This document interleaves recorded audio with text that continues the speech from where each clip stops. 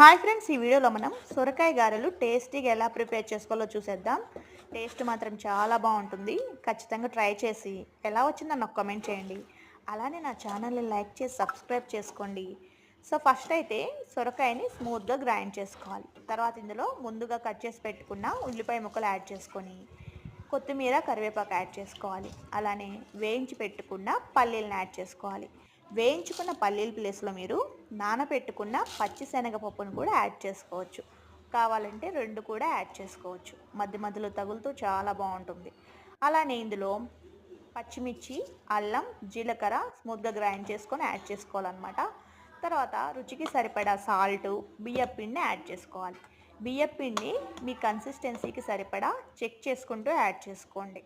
So చూసారా, ఇలా చక్కగా ఇక్కడ మనకి ముద్ద అనేది మరీ గట్టిగా రాకూడదు, అలానే మరీ లూజ్గా రాకూడదు అనమాట. మీడియంగా ఉండాలి. సో ఇలా చక్కగా కలిపేసుకొని ఇప్పుడు వీటిని బాల్స్లా చేసుకొని ప్రెస్ చేసేసుకోవడమే రౌండ్గా. సో హైదరాబాద్లో అయితే వర్షాలు మామూలుగా పడట్లేదండి. నిన్న నైట్ నుంచి మార్నింగ్ వరకు పడుతూనే ఉన్నాయి. ఇప్పుడైతే కొంచెం నార్మల్ అయింది. వెదర్ ఎంత చల్లగా ఉందో అసలు ప్లెజెంట్గా ఉందన్నమాట. సో ఏదన్నా వేడివేడిగా హెల్దీ అలానే టేస్టీ స్నాక్ ప్రిపేర్ చేద్దామని ఇది చేస్తున్నాను అనమాట. సో అలానే ఈరోజు కొంచెం కాలేజ్ నుంచి త్వరగా వచ్చాను కాబట్టి ప్రిపేర్ చేస్తున్నాను. సో చూసారా, ఇలా రౌండ్ షేప్లో చేసుకొని డీప్ ఫ్రై చేసుకోవాలన్నమాట. నేనైతే ఈ రెసిపీ సెకండ్ టైం చేస్తున్నానండి. నేను అసలు ఈ రెసిపీ నాకు తెలియదు. మ్యారేజ్ అయిన తర్వాత మా అత్తయ్య దగ్గర చూశాను అనమాట.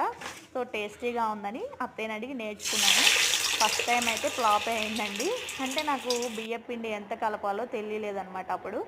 సో ఈ సెకండ్ టైము చాలా బాగా వచ్చింది. టేస్ట్ కూడా బాగుంది. అప్పుడు టేస్ట్ బాగా వచ్చింది, కానీ మరీ గట్టిగా కలిపాను అనమాట. సో ఫైనల్గా సక్సెస్ అయ్యాను ఈరోజు. అంతే కదండి, ఒక సక్సెస్ అవ్వాలంటే ఫస్ట్ ఫెయిల్ అయితేనే సక్సెస్ అవుతాం కదా. అంటే కొంతమందికి పర్ఫెక్ట్గా ముందే వస్తుంది అనుకోండి. సో ఫైనల్గా నాకు టేస్టీగా ప్రిపేర్ చేసేసాను సొరకాయ గారెలు. సో మీకు నచ్చితే ఒక లైక్ చేసి సబ్స్క్రైబ్ చేసుకోండి. Bye bye.